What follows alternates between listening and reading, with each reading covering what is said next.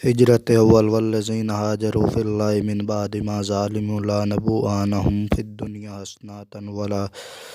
اجر الآخرۃ لکبر لو کانوا یعلمون النخل، اور جنہوں نے گھر چھوڑا اللہ کے واسطے اور اس کے بعد ظلم اٹھایا، البتہ ہم ان کو دنیا میں اچھا ٹھکانہ دیں گے اور ثواب آخرت کا تو بہت بڑا ہے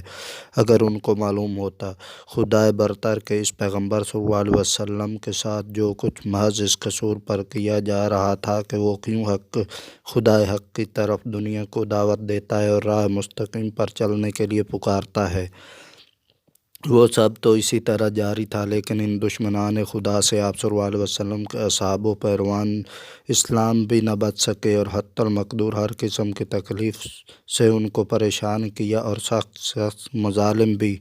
دریغ نہ کیا گیا۔ ان حالات کو دیکھ کر بحکم خدا پیغمبر اسلام صلی اللہ علیہ وسلم نے اپنے اصحاب کو حکم دیا کہ وہ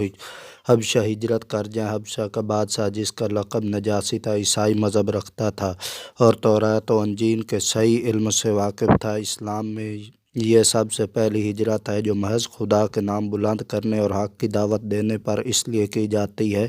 کہ ان بندگان خدا کو خود انہی کی قوم اور برادری اپنے ہی وطن میں چین سے نہیں بیٹھنے دیتی اور ان کی آبرو، جان اور مال سب خطرہ میں ہے۔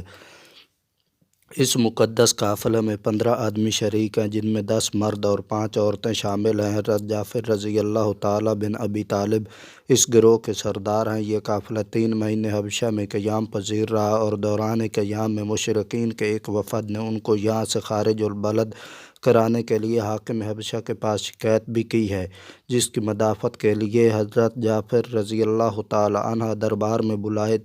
جاتے ہیں اور نجاشی کے سوال پر وہ اسلام کی اصل حقیقت پر تقریر فرماتے ہیں۔ نجاشی متاثر ہوتا ہے اور مشرکین کا